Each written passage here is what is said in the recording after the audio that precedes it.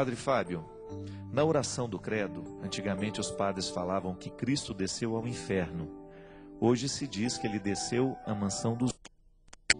Gostaria de saber se existe realmente um inferno ou se é uma metáfora. Primeiro, querida, nesta oração do credo, há um detalhe interessante, que tudo o que nós cremos, no que diz respeito a Jesus, o Verbo encarnado, vamos voltar até um pouquinho para o início do nosso programa. A cristologia, isto é, a parte da teologia que lida com as verdades de fé a respeito do Cristo, a respeito de Jesus, todas elas estão diretamente ligadas à antropologia, isto é, à realidade humana. Porque dentro da teologia, nós temos a antropologia teológica, né? Que é justamente a área que eu dava aula na faculdade. A antropologia, ela pensa o ser humano, mas por ser teológica, ela pensa à luz do Cristo, que é a referência para o humano. Então, ao dizer que Jesus desceu à mansão dos mortos, significa que ele cumpriu todo o processo humano da encarnação. Então, toda realidade que é encarnada precisa morrer. Então, naturalmente, Cristo, Jesus, o Verbo encarnado, vive todas as etapas da vida humana.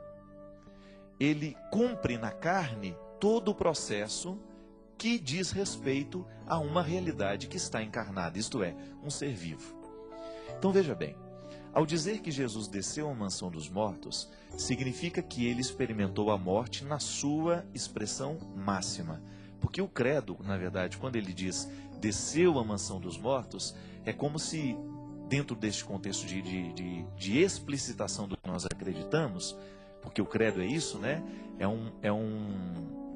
Digamos assim, um resumo de tudo que nós acreditamos, nós explicitamos que nós cremos que Jesus não foi poupado do processo da morte. O Verbo encarnado, isso é, Jesus, porque Cristo já é um título atribuído, Jesus viveu na sua história todo o processo humano. Isto é, poderíamos dizer, Jesus sendo Deus, ele andou mais cedo do que as outras crianças? Será que ele foi privilegiado em ter alguns dons especiais, por exemplo, em poder ficar de pé antes da hora? Não. Jesus viveu e cumpriu todos os passos que o ser humano precisa viver, porque senão Deus estaria violando esta liberdade, né? Ou não estaria cumprindo na totalidade o mistério da encarnação. A gente diz que a única coisa que Jesus não experimentou da humanidade foi o pecado. Mas por quê? Porque ele foi um homem que viveu com retidão o tempo todo a experiência de ser quem ele era. É claro que ele não poderia experimentar a experiência do pecado original, porque ele veio para corrigir o pecado. Então, aí no paralelo da cristologia com a antropologia, na antropologia você tem a figura de Adão.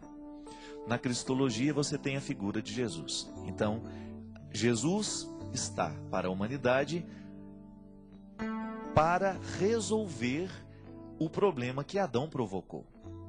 Mas veja bem, aí você poderia falar assim, então Jesus foi enviado ao mundo para resolver problema. Não.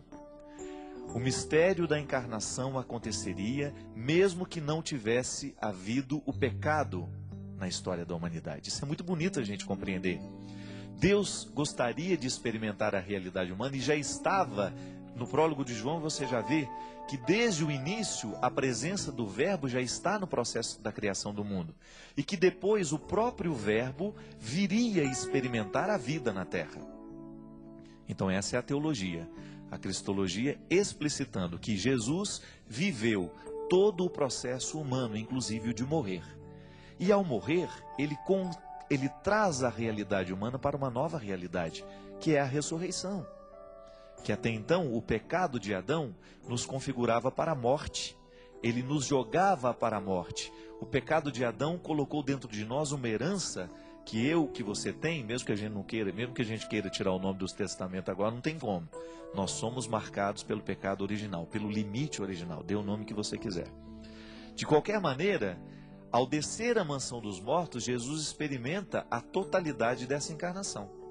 Mas dali vem o novo sentido da morte, que é justamente a ressurreição, que é essa categoria nova que vai nos livrar da condenação da morte eterna.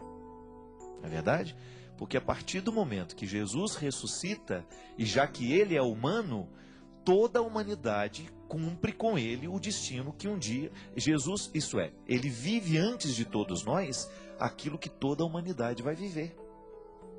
Ele ressuscita e nos coloca então agora nessa vocação de também sermos direcionados e chamados à eternidade, à vida de ressurreição, que ela pode ser desdobrada o tempo todo na vida prática, né? Eu não preciso esperar morrer para viver a ressurreição. Você não precisa esperar a morte para você experimentar a ressurreição. A ressurreição, a eternidade, nós já começamos a construir agora. O Padre Zezinho fala de um jeito muito bonito numa música dele, em que tem um momento da letra que ele fala assim: e a gente vai ressuscitando, e a vida vai ficando eterna, mostrando que este destino final da humanidade, que é a ressurreição, já se aplica agora, no momento que você consegue vencer as suas mazelas, quando você consegue vencer o Adão que existe dentro de você, a Eva que existe dentro de você, aquela fraqueza, aquele momento de fragilidade que você é puxado para baixo. Você já parou para observar o quanto que na vida, às vezes, nós somos puxados para baixo? E veja bem, que o chão, ele é a experiência que nos lembra Adão. E o céu é a experiência que nos lembra o Cristo. Mas esta experiência de unir céu e terra é que é bonita, a mística da vida cristã vive aí. Eu estou no chão, isso é, eu sou Adão, eu sou barro, o significado de Adão é este, né? Aquele que vem do barro, aquele que está no barro. Mas eu também sou o Cristo, eu sou convidado a viver a dinâmica da superação, daquilo que é Adão em mim, mas daquilo que é Cristo também em mim. Pelo mistério da encarnação, eu sou convidado pelo batismo. E às vezes na vida nós somos puxados para baixo. Às vezes um telefonema que você recebe, uma palavra que você escuta, um desaforo que você recebe, uma coisa ruim que acontece na sua vida, um dissabor, uma traição, uma infidelidade. E pode observar que tudo isso que nos puxa para baixo é fruto do nosso pecado. Toda vez que nós agimos movidos pelo nosso pecado, nós machucamos alguém ou somos machucados. É impressionante o quanto que o pecado tem o poder de nos machucar e de nos puxar para baixo. Então veja bem, é a força de Adão dominando o que a gente é. Agora, quando a gente cuida, por exemplo, eu vou fazer um esforço para não dizer o que machuca o outro. Eu vou tomar cuidado com as minhas palavras. Eu vou tomar cuidado com aquilo que eu falo, às vezes, no momento da minha raiva. Eu sou muito assim, gente. Às vezes eu fico irritado com as coisas e eu falo o que eu não quero. Eu magoo as pessoas que eu amo. Mas no ímpeto de querer resolver as coisas. Veja bem, eu estou sendo domado por Adão.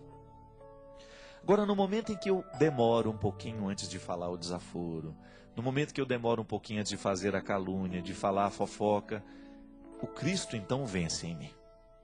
Está vendo que a mística do cristianismo é isso? É a gente é a gente colocar os nossos passos nos passos de Jesus. É bem natural dentro de nós que a gente assuma a posição de Adão. Isso é, do homem fraco, da mulher fraca, daquele que não consegue, daquele que não sabe, daquele que não pode. Mas o nosso desafio é justamente a gente domar tudo aquilo que não nos joga para baixo. É a gente colocar um pouco de limite e de tirar um pouco do poder das coisas que nos jogam para baixo. Daquilo que nos joga no chão, daquilo que nos decepciona, daquilo que nos amargura, daquilo que nos deixa amargos. E quando a gente vive a dinâmica do ressuscitado, a gente começa a sentir que isso vai ficando mais leve dentro de nós. A gente vai ficando mais moderado, a gente vai ficando mais ponderado, a gente vai falando menos, a gente vai ser menos impulsivo. É fruto de milagre? Se você quiser chamar isso de milagre, então é milagre. Porque, na verdade, a ação do Cristo em nós ela é miraculosa o tempo todo. Mas ela é também esforço humano. Voltamos ao início do programa. A gente se humaniza cada vez que o Cristo vence dentro de nós. E por que é importante a gente crer que Jesus desceu à mansão dos mortos? É importante porque a gente sabe que ao descer à mansão dos mortos, toda a nossa realidade humana desce com ele. Mas não é para ficar ali, é para voltar glorificada. Então, aquilo que é meu, que me machuca, que me humilha, aquilo que me expõe frágil, eu deixo ser mergulhado no mistério do Cristo para que Ele me devolva aquilo, redimir. A palavra é essa, é redimir. E é tão bonito a gente pensar, minha gente, que o tempo todo nós passamos pela experiência de mergulhar as nossas misérias na mansão dos mortos. Isso não é uma teoria. Nós também precisamos mergulhar na mansão dos mortos, isso é, a gente precisa fazer morrer aquilo que é o nosso defeito, aquilo que é a nossa fragilidade, que às vezes nos envergonha tanto. A fragilidade não tem como fazer mergulhar e tirar. Eu estou falando dos desdobramentos dela. Frágil você vai ser. Como eu disse, nós somos peça de cristal. Nós quebramos fácil. Mas não é pecado ser de cristal. É até uma virtude. Uma peça de cristal, ela é preciosa. Você não fala, não quero porque é cristal. Isso recebe uma peça de cristal. Você não vai devolver e falar, eu não posso cuidar disso porque isso vai quebrar com muita facilidade. Não, mas você vai cuidar para que ela não quebre com facilidade. Então não se trata de rejeitar a fragilidade que está em mim, que está em você. Se trata apenas de cuidar bem dela. Cuidar da fragilidade que se tem é um jeito que tem de se humanizar, de trazer a vida do Cristo para nós, de vencer a perspectiva de Adão e de nós entrarmos na dinâmica do Cristo. Teilhard de Chardin chamava isso de maneira muito bonita de cristificação do universo, quando cada criatura descobre que ela é o Cristo, pelo mistério da encarnação. Eu sou o Cristo, tu és o Cristo, ele é o Cristo, nós somos o Cristo. E à medida que cada um assume na sua vida a identidade do Cristo, tudo se transforma num mundo cristificado. Você já imaginou que beleza? Se nós pudéssemos sair pelas grandes cidades sem o medo do assalto, sem o medo do sequestro, sem o medo da violência. Por quê? Porque o mundo estaria cristificado. Todo mundo tem o mesmo sentimento de Cristo, todo mundo tem o mesmo pensamento do Cristo, todo mundo tem o mesmo comportamento do Cristo, isso é, só faz o bem. Não deseja o mal a ninguém, não fala o que não deve falar, não olha o que não pode olhar, enfim, vive uma vida de equilíbrio. Tanto é que lutar pelo mundo cristificado é lutar pela paz, não tem outro nome. Você já imaginou se dentro da sua casa todo mundo estivesse cristificado? Isto é, convertido ao Cristo? Se os sentimentos que prevalecessem nos corações fossem os sentimentos do Cristo, então a gente trabalharia, a gente não esperaria cair do céu, e agir com responsabilidade, nós não iríamos querer os vícios na nossa vida, nós não iríamos destruir o outro, nós não iríamos mentir para o outro, nós não iríamos enganar o outro, nós não iríamos roubar o outro. E aí, não tem casa que não vai viver em paz se todo mundo faz isso. O que quebra a nossa paz?